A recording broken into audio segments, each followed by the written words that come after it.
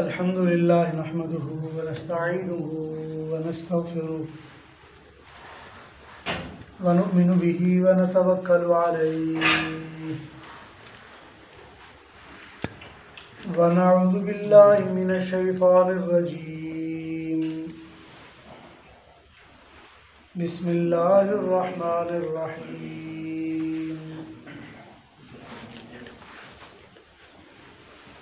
या अय्युहल्लज़ीना आमनुत्तक़ुल्लाह व कूनू मअस्सादिक़ीन। सदक़ल्लाहु मौलानल अज़ीम। अल्लाहुम्मा सल्लि अला सय्यिदिना व मौलाना मुहम्मदिन व अला आलि सय्यिदिना व मौलाना मुहम्मदिन व अस्हाबिही व बारक व सल्लम। अल्लाहुम्मा सल्लि अला सय्यिदिना व मौलाना मुहम्मदिन बिअददि कुल्ली ज़र्रतिन मिअतु अल्फ़ अल्फ़ मर्रा। अल्लाहुम्मा सल्लि अला सय्यिदिना मुहम्मदिन व अला आलि सय्यिदिना मुहम्मदिन बिअददि मन तुहिब्बु अन युसल्ला अलैहि। मेरे मुहतरम दोस्तों, भाइयों, इंसान की ज़िंदगी में किसी कामयाब आदमी के साथ जुड़े रहने में कामयाबी है और किसी कामयाब आदमी से ताल्लुक़ तोड़ लेने में नाकामी है। अल्लाह तबारक व तआला ने हमें यही पैगाम दिया है कि आप अपनी ज़िंदगी में किसी कामयाब आदमी से जुड़ें और नाकाम आदमी के साथ न जुड़ें। दुनिया में कामयाबी या नाकामी का मदार उन आमाल पर है जो अल्लाह ताला ने अंबिया के ज़रिए हमें बताए और जिनके बदले में अल्लाह ताला के पास जाकर हमें उसका अजर और फ़ायदा मिलेगा और जिसकी वजह से हमें अल्लाह की बारगाह में कामयाब करार दिया जाएगा। कामयाबी उन आमाल पर है जो दायमी और अज़ली और अबदी आमाल हैं, जो आरज़ी हैं, लिमिटेड हैं, महदूद हैं और किसी वक्ती तकाज़े के पेश नज़र हैं। वो इंसान की कामयाबी की बुनियाद नहीं बन सकते। अल्लाह तबारक व तआला ने इंसान को पैदा करके इसके साथ ज़रूरतें भी जोड़ दी हैं और उन ज़रूरतों में आर्जी ज़रूरतें भी हैं और मुस्तकिल ज़रूरतें भी हैं। फिर मुस्तकिल ज़रूरतों में एक वक़्त तक मुस्तकिल ज़रूरतें भी हैं और दायमी मुस्तकिल ज़रूरतें भी हैं। जैसे मिसाल के तौर पर हमने हर बंदे के साथ अल्लाह ने ये मामला रखा है कि उसको भूख लगेगी तो वो खाना खाएगा, उसको प्यास लगेगी तो वो पानी पिएगा। लेकिन ये खाना आगे पीछे हो सकता है, ये पानी पीना भी आगे पीछे हो सकता है। मसलन सख्त भूख लगी है, खाना अगर नहीं मिला तो आदमी इंतज़ार कर लेता है, कोशिश कर लेता है, कोई उसका बंदोबस्त कर लेता है। लेकिन ऐसा नहीं कि अगर उसको खाना ना मिले तो वो फ़ौरन ही मर जाए। ये ऐसी ज़रूरत है जो आर्ज़ी ज़रूरत है हर बंदे के साथ, लेकिन चलती है। लेकिन एक ऐसी ज़रूरत है जो मुस्तकिल है, लेकिन वो भी एक वक़्त तक। जैसे मिसाल के तौर पर हम में से हर बंदा सांस लेता है, अगर 1 मिनट 2 मिनट किसी का सांस बंद कर दिया जाए या किसी बंदे को ऐसी जगह पर बिठा दिया जाए जहां वो सांस ना ले सकता हो, या किसी जगह ऐसा माहौल बना दिया जाए जहां इंसान सांस न ले सकता हो, तो ये उसकी मौत का सामान है। रोटी के लिए तो थोड़ा इंतज़ार कर सकता है, 1 घंटा 2 घंटे 5 घंटे, 1 दिन 2 दिन, बाज़ वक़्त कई दिन भी इंतज़ार कर लेते हैं। हिंदुओं के यहाँ और ये ईसाइयों में जो वो ख़ास पंडित किस्म के लोग होते हैं, जो राहिब किस्म के लोग होते हैं, 40-40 दिन नहीं खाते। हमारे यहाँ भी कभी आपने अखबारों में सुना हो कि कोई आदमी कब्र खोद के उसमें इतने दिन का चिल्ला करने बैठा हुआ, कुछ खाते पीते नहीं, लेकिन जिंदा रहते हैं। लेकिन आपको कोई ऐसा नहीं मिलेगा जो सांस ना लेता, या किसी ऐसी जगह बैठ जाए जहाँ सांस ना आता, या किसी ऐसी जगह चला जाए जहाँ हवा साफ ना हो और वो सांस ना ले सके। ये अल्लाह ताला ने ऐसी ज़रूरत मेरे और आपके साथ जोड़ी है कि जो पक्की जुड़ी हुई है। इसमें गड़बड़ करेंगे, आगे पीछे करेंगे तो मुश्किलात बढ़ जाएंगी, मौत आ जाएगी। लेकिन इससे भी ज़्यादा एक मजबूत चीज़ है, और उस मजबूत चीज़ का ताल्लुक़ है आपकी अज़ली और दायमी ज़िंदगी के साथ, यहाँ भी, कब्र में भी और हशर में भी। और वो है मेरे और आपके नेक आमाल और मेरा और आपका ईमान। अगर ईमान है, नेक आमाल हैं, इस दुनिया में भी फ़ायदा होगा, आगे जाएंगे तो कब्र में भी फ़ायदा देंगे, आगे जाएंगे तो हशर में भी फ़ायदा हो जाएगा, और आगे जाएंगे फिर जन्नत या दोज़ख में जाने का बायस भी बन जाएंगे। और जन्नत और दोज़ख में भी वो आपके सामने किसी न किसी रूप में पेश आएंगे, ख़त्म नहीं होंगे। जैसे मसलन मैंने कई बार अर्ज़ किया है कि ये जो हमारी तस्बीहात हैं जो हम पढ़ते हैं, सुबहान अल्लाह, अल्हम्दुलिल्लाह, ला इलाहा इल्लल्लाह, ये वो तस्बीहात हैं जो क़यामत के दिन जन्नत में जाने के बाद आपको फलों की सूरत में, दरख्तों की सूरत में, फूलों की सूरत में मिलेंगे। इसलिए हुज़ूर अकरम सल्लल्लाहु अलैहि वसल्लम ने फरमाया कि अल्लाह तबारक व तआला के पाक पैगंबर फरमाते हैं, जब तुम अल्लाह के बागीचों में से गुजरा करो तो कुछ खा पी लिया करो। किसी ने पूछा कि या रसूलल्लाह, ये अल्लाह के बागीचे क्या है? हुज़ूर अकरम सल्लल्लाहु अलैहि वसल्लम ने फरमाया, अल्लाह ताला के बागीचे वो मजालिस ज़िक्र है। जब तुम किसी मजलिस ज़िक्र में जाओगे तो कुछ ज़िक्र थोड़ा बहुत करोगे, तो गोया अल्लाह ताला के बागीचे में से कुछ फल तुमने भी खा लिया। तो हुज़ूर अकरम सल्लल्लाहु अलैहि वसल्लम इधर दुनिया में बता रहे हैं कि कुछ फल खा लिया करो, लेकिन ये भी बता रहे हैं कि जब जन्नत में होगे तो ये तुम्हारे ज़िक्र तुम्हारे फल की सूरत में तुम्हारे सामने आ जाए। तो ये ना ख़त्म होने वाला। फिर अगली बात ये भी समझ लें कि इंसान जिस हाल में हो उसको अहमियत देता है, दूसरे को नहीं देता। मिसाल के तौर पर अगर आपको प्यास लगी है और एक दोस्त को भूख लगी है, जिसको भूख लगी है उसके सामने आप जो मर्जी शरबत लाकर रखते हैं, जो मर्जी बोतलें कुछ कुछ लाकर रखते हैं, उसके लिए वो अहम नहीं। और जिस बंदे को प्यास लगी है उसके सामने आप खाने रख दें, उसको कहो जनाब ये बिरयानी बड़ी ज़बरदस्त है, ये जनाब ये चिकन बड़ा ज़बरदस्त बना है, ये देखेंगे कबाब बड़े ज़बरदस्त बने। उसको तो प्यास लगी है, अब वो प्यास की वजह से वो आपके किसी खाने को इतनी अहमियत नहीं देगा, वो उसकी तरफ ध्यान नहीं देगा, उसको अच्छा नहीं लगेगा। जिस चीज़ की तलब है वो सामने आएगी तो उसको अच्छा लग जाएगा। इसी तरह आपका सांस लेना अहम है, जब सांस में तंगी आएगी तो फिर ऑक्सीजन की अहमियत पता चल जाएगी, जब तक नहीं आएगी तो पता ही नहीं।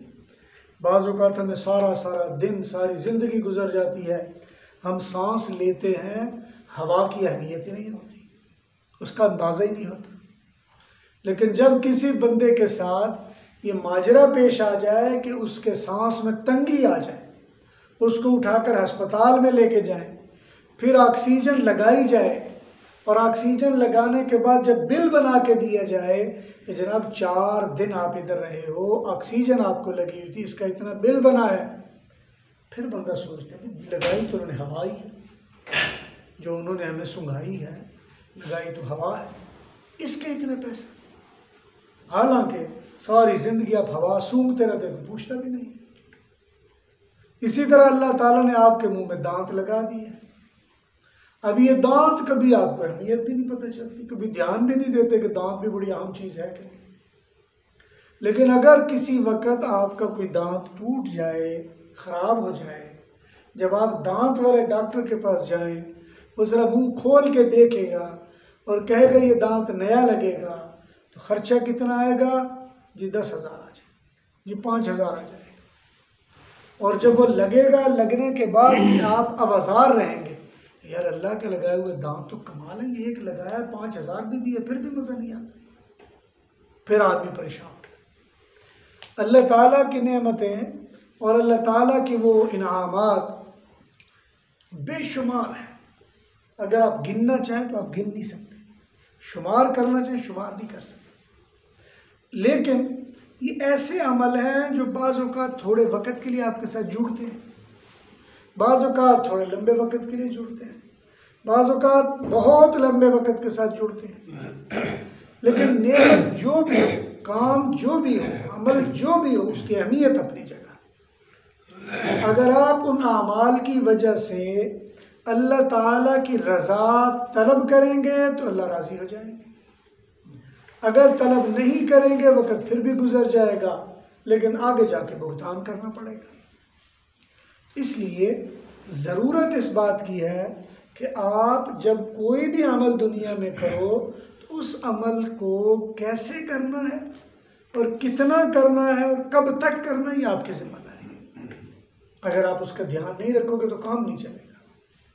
इसलिए जो सियाना बंदा होता है, अक्लमंद बंदा होता है, वो उस चीज़ पर गौर करता है जिसका फ़ायदा ज़्यादा हो, और जो जज्बाती बंदा होता है वो उसको देखता है जो थोड़ी देर के लिए हो। बल्कि बाद इतने जज्बाती होते हैं वो उसको देखते हैं जो सामने हो। मसलन सामने एक बंदे ने गलती की तो आप उसके पीछे पड़ गए, दूसरे ने की उसके पीछे पड़ गए, लेकिन जब बात ख़त्म हुई तो सारी बात ही ख़त्म हो गई। तो सामने है, गलती की, पीछे पड़ गए, ये एक चीज़ है। लेकिन अल्लाह तबारक व तआला ये हमें ये चाहते हैं, हमसे ये चाहते हैं, मुतालबा और तकाज़ा करते हैं कि आप लोग कीमती तो हैं लेकिन अपने आप को कीमती बनाएं। यानी आपके कीमती होने में कोई शक नहीं है, लेकिन बाज़ औक़ात कीमती भी कमतर हो जाता है। आप कीमती कैसे हैं? आपका कोई अमल, आपका ज़ुबान से निकला कोई जुमला, आपका किरदार, कोई चीज़ भी ज़ाया नहीं की जाएगी। आप बोलेंगे सुभान अल्लाह, महफूज हो गई, आपने कहा ओए महफूज हो गया। और ये महफूज भी कैसे? अल्लाह ताला ऐसे महफूज करते हैं कि आपका तसव्वुर भी नहीं उधर जा सकता। अल्लाह ताला ने हमारे सामने वीडियो कैमरे लगाए हुए हैं, किरामन कातिबीन इधर इधर बैठे हुए हैं, फिर हमारी आंखें रिकॉर्ड कर रही हैं, हमारा जिस्म रिकॉर्ड करता जा रहा है, अल्लाह ताला का निज़ाम रिकॉर्ड कर रहा है, एक एक चीज़ हमारी रिकॉर्ड हो रही है, और कोई भी ऐसी नहीं जो बगैर छोड़ दी गई। ऐसा नहीं है कि हम जो मर्जी करें कोई पूछने वाला नहीं। आप अच्छे से अच्छा जुमला बोले, अब बुरे से बुरा लफ्ज़ बोले, किरामन कातिबीन लिख रहे हैं, और ये जो लिख रहे हैं ये मत समझे कि ज़ाया हो जाएगा, ये मैदान महशर में इसका हिसाब किताब आ जाएगा, आपके सामने लाकर रख दी जाएगी। और कुरान करीम में अल्लाह ताला ने फरमाया कि मैदान महशर में ववुज़िअल किताब, किताबें रखी जाएंगी तुम्हारे सामने, और जब किताबें ला के रखी जाएंगी, हर आदमी मैदान महशर में खड़ा है, फरिश्ते ला के किताबें रख देंगे, अल्लाह हिसाब आ गया। कुरान करीम में अल्लाह फरमाते हैं फ़तरल मुजरिमीन मुशफ़िक़ीन मिम्मा फ़ीह, मुजरिम उस किताब को देखकर याद करके कि इसमें तो क्या कुछ है, डरने लगेंगे कि अब क्या बनेगा, इसलिए कि अब तो भाग भी नहीं सकते। दुनिया में तो आप भाग सकते हो, दुनिया में तो झूठ भी चल जाता है, 2 नंबरी भी चल जाती है, हरा भी चल जाता है, झूठी गवाही भी चल जाती है, मगर वहाँ क्या चलेगा? अल्लाह ताला की बारगाह में जब हम खड़े होंगे, अल्लाह ताला बैठे हुए हैं, सारी मखलूक सामने है, फिर गवाही के तौर पर फरिश्ते मौजूद हैं, आमाल नामे मौजूद हैं, भागेंगे कहाँ? तो इसलिए बता ये रहा हूँ कि आपकी कोई चीज़ बेकार नहीं, बहुत कीमती है, और अल्लाह ताला ने उसे महफूज करने के लिए फरिश्ते मुकर्रर किए हुए, और अल्लाह ताला ने वो जो आमाल नामे हैं वो मुकर्रर किए हुए, हर चीज़ नोट की जा रही है, कोई चीज़ ज़ाया नहीं की जा रही। फिर आप लोग इतने कीमती हैं कि जब आप मरेंगे तो मरने के बाद भी आपका मामला ऐसे नहीं है कि ख़त्म हो गया, चलो जी, ऐसा नहीं है कि बस काम ख़त्म, मर गए तो वो पंजाबी कहते मर गया मरदूद, न फातिहा न दरूद, ऐसा नहीं होता इधर। हमारे यहाँ ऐसा नहीं है, किसी भी मज़हब में ऐसा नहीं है, किसी भी दीन में ऐसा नहीं है। जब आप मरेंगे जो है आपके सामने आ जाएगा, आपको बता दिया जाएगा। वो हदीस मुबारक मशहूर है, 3 सवाल किए जाएंगे, मन रब्बु का रब कौन है, मा दीनु का दीन क्या है तेरा, मन नबियों का नबी कौन है, बस इसके बाद फिर या आर तो या पार। ये आपके अमाल के साथ, आप कीमती हैं, ज़ाया नहीं है, और कीमती कभी कभी अपने आप को ज़ाया भी कर देता है। जैसे खाना अगर एक वक्त से ज़्यादा रख ले तो ख़राब हो जाता है, जिस तरह पानी एक वक्त से ज़्यादा रखे तो जाला लग जाता है, जिस तरह फल एक वक्त से ज़्यादा रखे तो गल जाएगा, इसी तरह इंसान एक अमल की बजाय दूसरे अमल करना शुरू कर दे तो ज़ाया हो जाएगा। आपका कीमती होने में कोई शक नहीं, लेकिन बाज़ औक़ात आप अमल ऐसा करते हो कि ज़ाया हो जाए। लिहाजा जब आप ज़ाया हो जाएंगे तो ज़्यादा ख़तरनाक है। इसलिए हुक्म ये दिया गया कि आप तो कीमती हैं, लेकिन आप अपने आप को कीमती बनाएं। आप तो कीमती हैं, इसमें कोई शक नहीं, आपको बनाया कीमती क्या है। कायनात की सबसे बेहतरीन शख्सियात जिनको अंबिया कहा जाता है वो किन के लिए भेजे? इंसानों के लिए। किन में से भेजे? इंसानों में से। किन की रहनुमाई के लिए भेजे? इंसानों की रहनुमाई। किन को कहा कि भाई इनकी तरह बन जाओ? इंसानों को। कोई एक नबी भी ऐसा नहीं आया जो नबी फरिश्ता हो, कोई भी नबी ऐसा नहीं आया। हर नबी आया उसने आके लोगों को समझाया, और सिर्फ कीमती बनाने के लिए भी, इनको कीमती बनाना है। लेकिन इंसान है कि वो कीमती बनना ही नहीं चाहते। बाज़ औक़ात कहते हैं नहीं ऐसे काम नहीं चलेगा। मूसा अलैहिस्सलाम का ज़माना है, तो मूसा अलैहिस्सलाम समझा रहे बनी इसराइल के जो सरदार हैं उनको बुलाया हुआ है, समझा रहे हैं ये ना करो, ये ना करो, वो ना करो, सारी बात समझाई। अगर तुम मेरी बात मानोगे तो तुम बड़े कामयाब हो जाओगे। आगे से वो क्या कहने लगे, या मूसा लन नुअमिन लक, ऐ मूसा बात साफ सुथरी, हमने ईमान तेरे ऊपर नहीं लाना हत्ता नरल्लाह जहरा, जब तक अल्लाह को आमने सामने ना देख लें। ऐसे सामने बैठे हुए अल्लाह को ना देख लें, हम नहीं मानेंगे। मूसा अलैहिस्सलाम अल्लाह के पैगम्बर, और पैगम्बरों को इंसान तो इम्तिहान में डालते हैं, अल्लाह नहीं डालते। अगले मरहले में अल्लाह ताला से जब कोह तूर पे बातचीत हुई, या अल्लाह इधर तो नया फर्क हो गया, शुरू हो गया। ये कहते हैं कि अल्लाह ताला को ऐसे आमने सामने देखना, देखेंगे तो मानेंगे, नहीं तो नहीं मानेंगे। अब बताएं क्या करूं? कहा आप ऐसे करें, उनको जाके कहें अभी आप सारे तो नहीं जा सकते, कोई तूर तो पहाड़ छोटा सा है और आपकी तादाद तो बहुत ज़्यादा है, अपने नुमाइंदा चुन लो कोई बंदे। उन्होंने कहा चलो ये ठीक है। अब उन्होंने क्या किया, 70 आदमी चुन लिए, ये जी हमारा सरदार है, ये भी ले, ये भी 70 आदमी चुन लिए। अब मूसा अलैहिस्सलाम उनको लेके तूर की तरफ चल पड़े। रास्ते में समझा रहे हैं कि देखो भाई अल्लाह ताला की बारगाह में जा रहे हैं और उधर कोई बदतमीजी नहीं करनी। अल्लाह की बारगाह में जा रहे हैं, उधर ये नहीं करना, उधर शोर नहीं करना, उधर नजासत नहीं करनी, नापाकी नहीं करनी, बता रहे हैं गीबत नहीं करनी, जो बुरे अखलाक हैं वो इख्तियार नहीं करने। खैर जब अल्लाह ताला के उधर पहाड़ के करीब पहुँचे, उनको इधर खड़ा किया, कहा भाई तुम खड़े हो जाओ, मैं अल्लाह से इजाज़त लेता हूँ। अल्लाह तबारक व तआला के पास जा पहुँचे, या अल्लाह बंदे तो आ गए। अब कहा इनको कहो कि ये सामने पहाड़ को देखो, अगर तो ये पहाड़ को देख कर कायम रहे और देख लिया इन्होंने तो फिर मुझे भी देख सकते हैं, मैं दिखा भी दूंगा। अगर ये देख कर कायम ना रह सके तो समझ लेना कि मामला जो है ना इनके लिए देखना बड़ा मुश्किल है। और अइम्मा किराम लिखते हैं अल्लाह तबारक व तआला ने यानी तकरीबन 50,000 नूरानी पर्दों में से अपनी एक तजल्ली को कोहे तूर पर डाला। 50,000 पर्दों में एक तजल्ली को डाला। इसकी मिसाल आप ऐसे समझ लो जैसे कोई बैटरी होती है ना, बैटरी कभी आपने उसके आगे आप एक पर्दा फिर एक और डाल दो, फिर एक और डाल दो, फिर एक और डाल दो। अब इस तरह 50,000 पर्दे डाले तो बैटरी की लाइट क्या निकलेगी उसमें से? कुछ भी नहीं निकलेगी। अल्लाह तबारक व तआला ने एक तजल्ली फरमाई और उस तजल्ली के आगे 50,000 नूरानी पर्दे डाल दिए।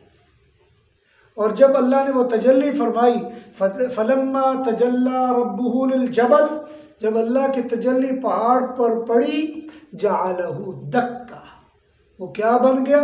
जलकर कोयला बन गया। वो पहाड़ जलकर कोयला बन गया। और फिर क्या हुआ? फखर्र मूसा सइक़ा, मूसा भी बेहोश होकर गिर गए। सिर्फ मूसा अलैहिस्सलाम ही नहीं गिरे, वो पीछे जो खड़े थे वो भी बेहोश होकर गिर गए। बल्कि कुरान करीम तो कहता वो भी मर गए वहाँ पे। मूसा अलैहिस्सलाम तो गिर के बेहोश हो गए, बाकी सारे मर गए।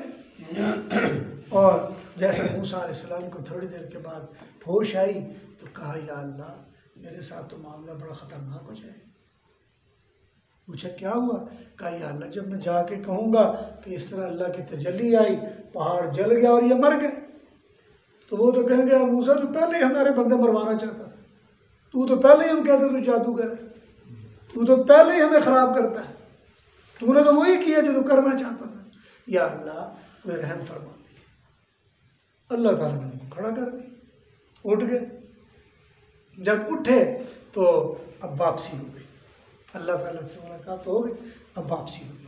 अब एक दूसरे से पूछ रहे की वे क्या, की वे क्या, हाँ भाई की मामला पेश आया।